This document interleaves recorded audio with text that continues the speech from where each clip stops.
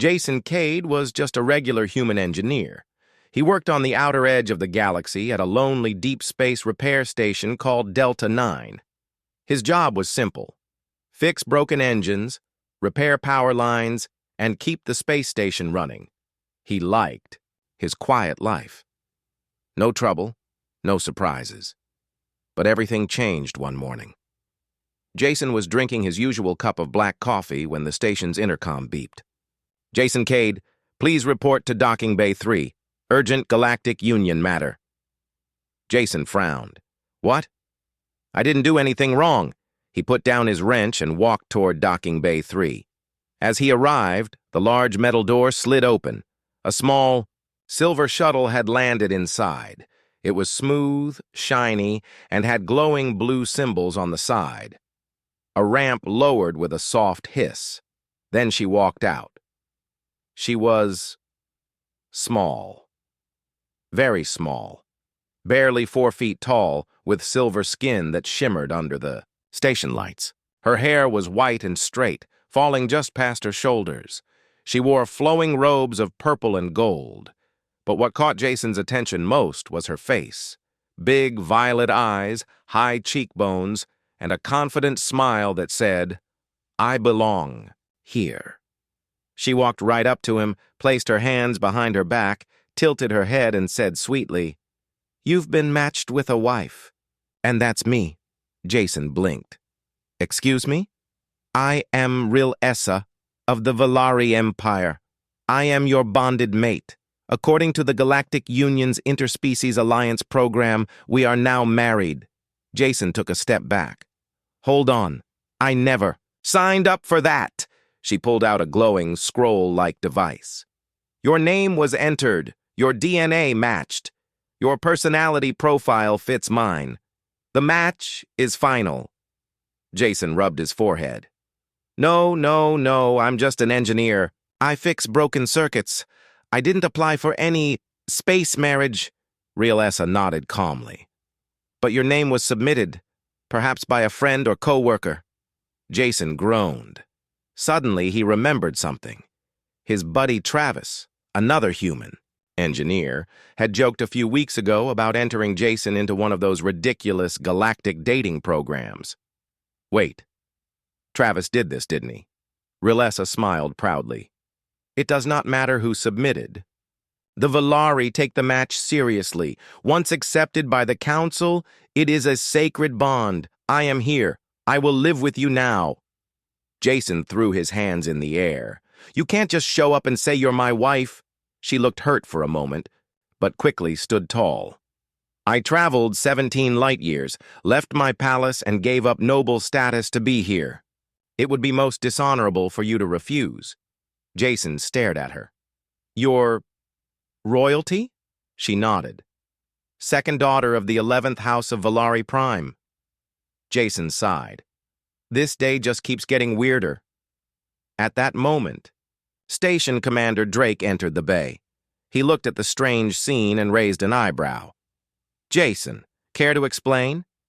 Before Jason could speak, Ril Essa stepped forward. "Greetings, Station Commander. I am Ril Essa Cade, wife of Jason Cade. As per Galactic Union Rule 42B, I request temporary residence here until bonding completion." Drake looked at Jason, stunned. "Wife?" Jason whispered. "I swear I didn't agree to this." Drake smirked. "Well, son, you've got yourself a situation." Later that evening, Jason sat in his small room on Delta 9. Ril Essa was sitting cross-legged on his bunk, sipping hot tea she brought in a glowing silver cup. She looked around the room. "Very primitive."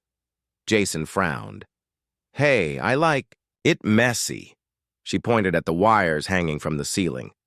"One spark and this whole place could explode." Jason rolled his eyes. "I'll fix it later." Ril Essa stood up and walked over to his desk. She picked up a photo of Jason with his mom and dad back on Earth. "Is this your birth family?" Jason nodded. "Yeah, haven't seen them in years. Space is a long way from home." Ril Essa turned to him. Her voice was softer now. "I know what it feels like To leave everything behind. Jason looked at her. For the first time, he saw more than just a strange alien with glowing skin. She had left her world, her people, her palace, all because of some matchmaking program. Why? Didn't you cancel it? He asked. Rilessa looked away. In Valari culture, honor is everything. Once a match is accepted by the council, we cannot turn away. I came because I must, but I stay because I choose. Jason blinked. Choose what? She smiled again, but this time it was a little sad. You are kind. Your eyes are honest. Your name came to me in a dream before the match. Maybe.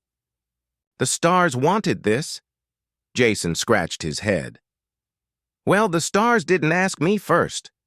Rilessa stood up straight. Then let me prove I can be useful. Jason laughed. You? No offense, but you don't look like you've ever held a wrench. She walked to his broken console, placed her hands on the controls, and in 10 seconds, the screen lit up fully functional. Jason's jaw dropped. What the? How did you do that? I rerouted the power lines using harmonic frequency. Modulation. It's simple Valari engineering. Jason blinked. That system was offline for a month.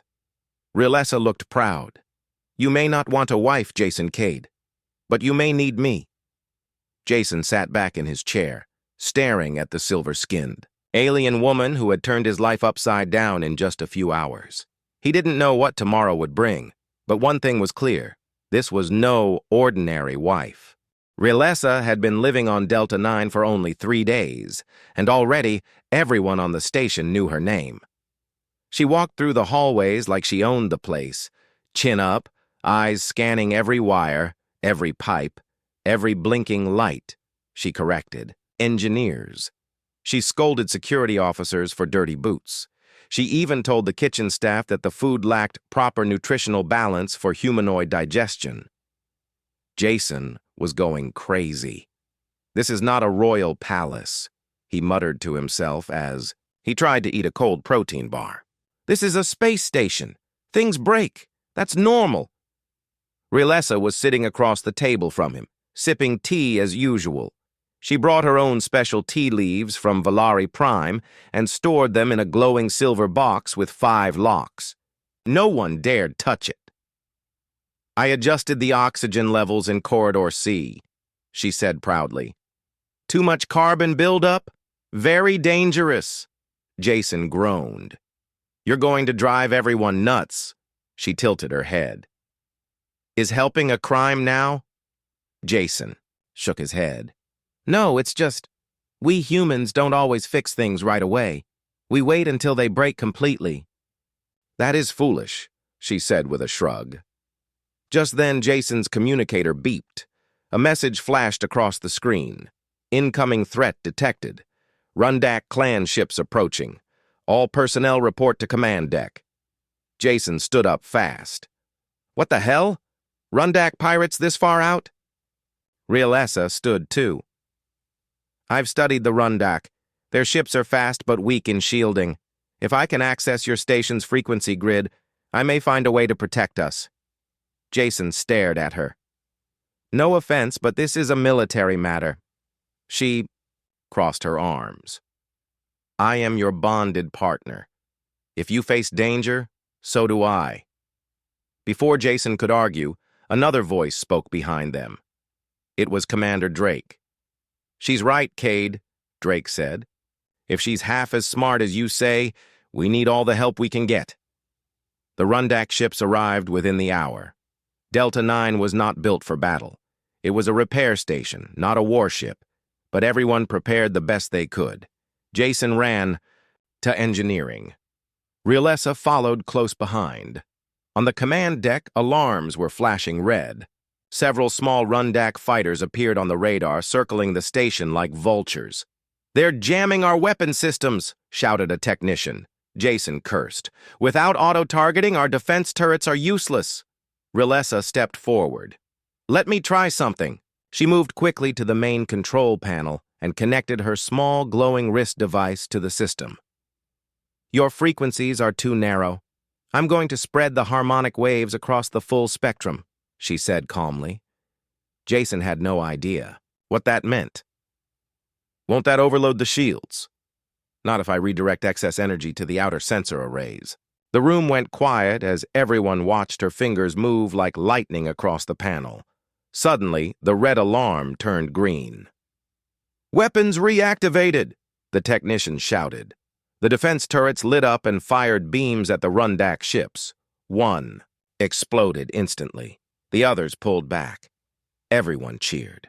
Jason looked at Relessa with wide eyes. "You just saved the station." She turned and gave a small smile. "I am your wife, am I not?" But it wasn't over. Two more Rundak cruisers appeared, larger and stronger. One of them fired a plasma blast directly at the outer ring of the station. Boom! The impact shook everything. Lights flickered. Panels exploded. Jason and Relessa were thrown to the floor. When Jason stood up, smoke filled the room. "Emergency teams, report! We've got a fire in Reactor Hall B!" someone shouted. Jason turned to Relessa. "You stay here. Let me handle this." She grabbed his arm. "No, we go together." Jason hesitated, then nodded. They ran through the burning corridor. Flames licked the walls. Steam hissed from broken pipes. A power line sparked dangerously overhead. Inside Reactor Hall B, the power core was overheating. If it exploded, half the station would go with it. Jason pulled open a panel. "We need to shut down the core before it reaches critical levels." Relessa scanned the readings. "Your systems are too slow. I'll recalibrate the pressure valves manually." "You'll get burned," Jason said. "I can handle it." Without waiting, Relessa climbed into the maintenance shaft and crawled toward the emergency control node. Jason held his breath as she worked. Sweat poured down her face. Her fingers moved quickly, even as sparks rained down. Finally, she yelled, "Now!" Jason hit the shutdown button. The reactor core cooled. The fire went out. They had done it. Hours later, Jason sat beside Relessa in the medical bay. She had some burns and a cut on her cheek, but she was alive. The doctor nodded. "She's going to be fine. Tough little lady." Jason let out a deep breath. He looked at her face. Even asleep, she looked calm, like she belonged here. He gently brushed a strand of white hair from her face. Commander Drake entered the room. "Cade," Jason looked up. "I've got to say, I misjudged your wife. She saved our asses today." Jason smiled weakly. "Yeah, she's something else." Drake handed him a data pad.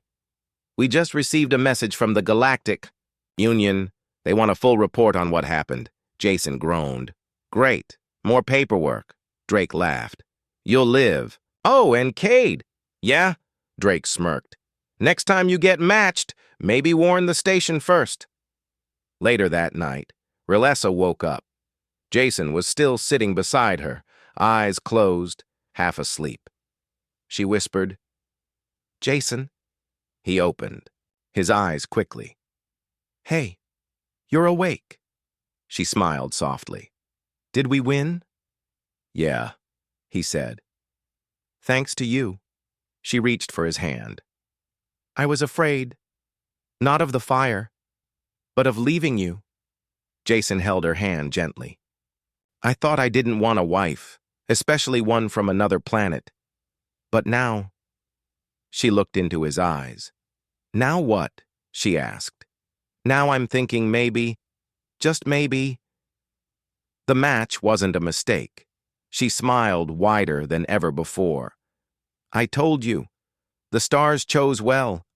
The silence after the battle didn't last long. Delta 9's crew was still fixing broken panels, damaged walls, and melted circuits. But deep in the black void of space, danger was not finished. Jason walked beside Relessa down a corridor still, dark from the last attack. Her burns had healed quickly, thanks to advanced Valari medicine. She wore a fresh violet robe and carried her glowing wrist device as always. "Station's a mess," Jason muttered. "I prefer honesty," she said. Yes, it's terrible, Jason chuckled. At least you're honest. As they entered the command deck, Commander Drake stood beside a large galactic map glowing on the central screen.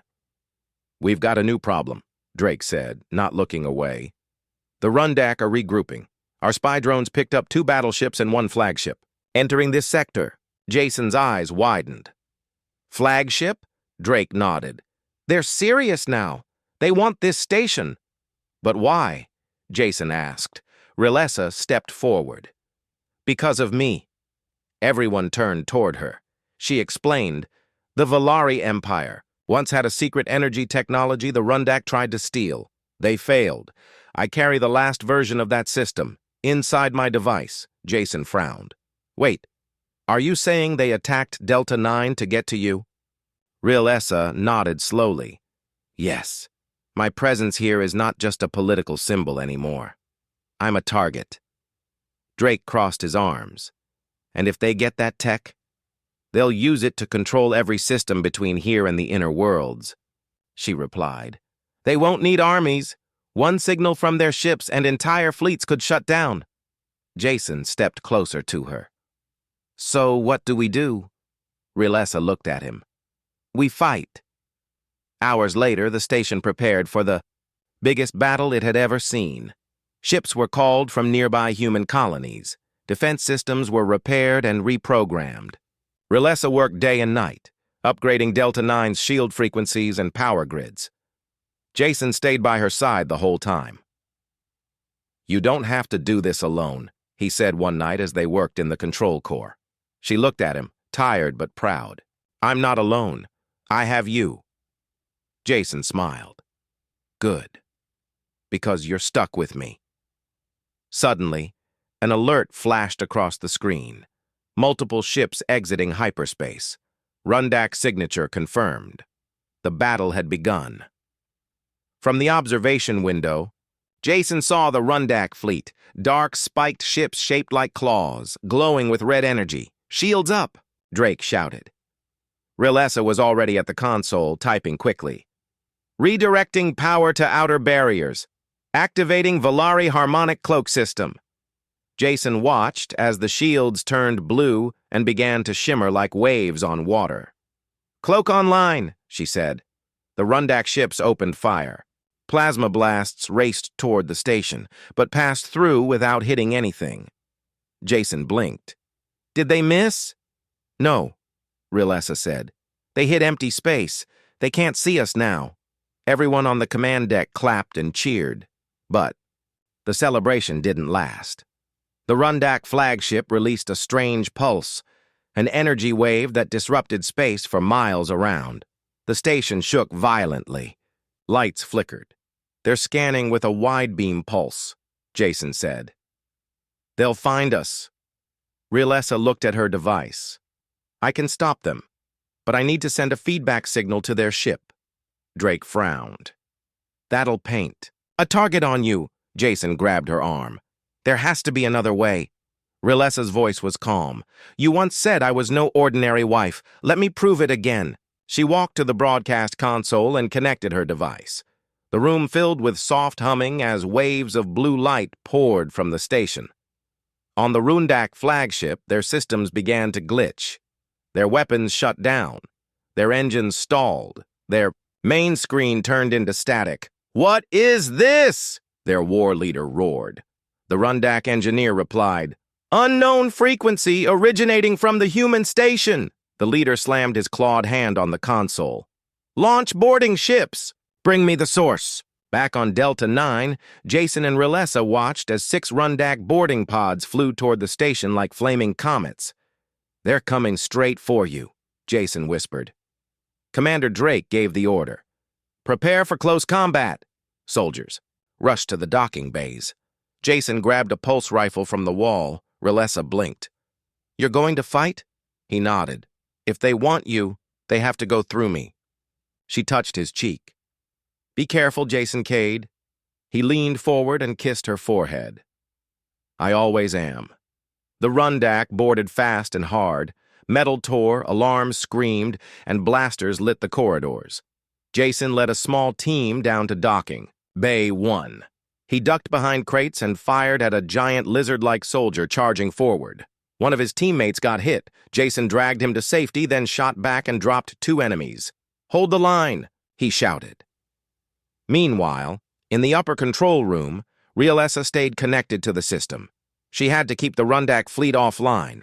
Her hands moved fast, even as the power grid overloaded. Then, a loud boom. The door behind her exploded. A Rundak warrior, taller than any before, stepped into the room. His armor was dark gold, and he held a plasma spear. "The princess!" he hissed. "You come with me." Realessa stood calmly. "No, I belong here now." He charged, but Realessa didn't run. She pressed a button on her wrist, and the floor under the warrior lit up. Boom! A shockwave threw him across the room. Jason burst through the second door just in time to see the enemy crawl back to his feet. Jason raised his rifle. "Back away from my wife." The warrior laughed. "You think a human can stop me?" Jason smirked. "Let's find out." The two fought. Jason dodged a spear slash and hit the warrior with a heavy pipe. The creature roared and grabbed him by the throat. But Realessa jumped onto the warrior's back, stabbing her device into his armor. Electricity surged. The Rundak fell to the ground unconscious. Jason coughed and stood up. "Teamwork." Realessa smiled, as partners should be. Minutes later, all Rundak forces were either dead, captured, or retreating. The rest of their fleet vanished into hyperspace. Delta 9 was safe. On the command deck, everyone cheered. Commander Drake turned to Jason and Realessa. "You two just saved more than this station. You showed the whole galaxy what a real alliance looks like." Jason looked at Realessa. He had started the week alone. Now he had a partner, a battle companion, and maybe even something more. Realessa squeezed his hand gently. "There will be more battles, more danger," Jason smiled. "Good. I'll have you by my side." After the Rundak attack, Jason and Realessa thought they might have a moment to breathe. But the galaxy was watching now. And not all eyes were friendly. The Galactic Union capital was a place of shining towers, floating platforms, and endless halls filled with diplomats, soldiers, and politicians. And it was a place where every word mattered, and every action could change the future of many worlds. Jason and Realessa arrived together, escorted by armed guards. For Jason, it was his first time here. The shining walls and endless crowds made him nervous. Realessa walked proudly beside him. "This is where the council meets," she said quietly, "where decisions are made." Jason looked around. "Looks more like a palace," she smiled. "It is one, but also a battlefield." Inside the great council chamber, representatives from many species sat in high seats. Their eyes turned sharply to the Valari princess and her human partner. Councillor Traylon, a tall reptilian with cold eyes, was the first to speak. "This union between Valari and human is a dangerous precedent," he said, voice low but clear. "Our species have different customs, different strength. This alliance could upset the balance of power." Jason swallowed hard. "I'm just a mechanic. I didn't choose this." Realessa stood up, her voice strong. "Neither did I. But we fought side by side. We saved lives together. That is what matters." A murmur passed through the room. Councillor Mira, an elegant blue-skinned alien, nodded. "True. The galaxy needs unity, not division." But not everyone agreed. Later, Valari nobles demanded Realessa's return to Valari Prime. They said she had dishonored her family by marrying a human. Her cousin, Lady Silvani, appeared before. The council, her eyes sharp with anger. "You have brought shame to the 11th house," Silvani said. "A human cannot be your mate. It is unacceptable." Realessa faced her cousin without fear. "In Valari culture, honor is earned by action, not blood," she said. "I have earned mine," Silvani sneered. "Then prove it." The council agreed on a challenge, a duel of honor between Realessa and Lady Silvani. But this duel was different. It allowed for partners to fight together. Rilessa asked Jason to be her partner. Jason was shocked. Me? A duel? I'm not a fighter. Rilessa smiled. You are more than you know. Jason trained hard. He learned Valari fighting techniques, fast, precise, with energy blades, and agility. He was clumsy at first. He fell more than once, but Rilessa was patient and strong. She taught him to combine human creativity with Valari discipline. Days passed, and Jason grew confident. The day of the duel arrived. The arena was a large platform floating high above the city. Spectators from many species watched silently. Rilessa and Jason stood side by side, ready. Lady Silvani entered, tall and fierce, wielding a glowing spear. The duel began. Silvani attacked quickly, her spear flashing through the air. Rilessa blocked with her energy blade. Jason dodged and countered with a human-style move. Unexpected and unpredictable. The crowd gasped. The duel was intense, moves fast and fierce. Jason surprised everyone when he used a trick from human martial arts and disarmed Silvani. Rilessa struck the final blow with honor. The crowd erupted in cheers. After the duel, the council had no choice but to accept the bond between Jason and Rilessa. Councillor Trelin nodded. This union shows strength. We must reconsider our fears. Rilessa smiled at Jason. You were brave. Jason grinned. I had a good teacher. That night they stood on a balcony overlooking the glowing city. Jason took Rilessa's hand. I never thought I'd be part of something this big. She looked at him softly. Neither did I. But sometimes the stars guide us to places we never expect. Jason smiled. So what happens now? Rilessa leaned closer. Now, we build the future together. Jason and Rilessa returned to Delta 9 with new respect and a sense of purpose. Their bond was no longer just a strange matchmaking mistake. It had become a symbol of unity between humans and the Valari. The station was busy preparing for a special event, the Galactic Alliance ceremony. Leaders from many planets would attend to celebrate new partnerships like theirs. Jason looked around the main hall, still amazed. Banners of different species fluttered in the recycled air. Humans, Valari, and many others mingled, their differences forgotten in hope. Rilessa stood beside him, her violet eyes shining. She wore a delicate gown woven with light threads that shimmered like stars. You look nervous, she said softly. Jason scratched his head. Yeah, I'm not used to fancy parties, she smiled. Don't worry. You'll do fine. Before the ceremony started, Jason revealed a project he had been working on, a new energy reactor that combined human technology and Valari science. This reactor could change space travel, he told the crowd. It is safer, more powerful, and more efficient. The Valari engineers were impressed. Some of the older council members whispered, "This human might be worth keeping after all."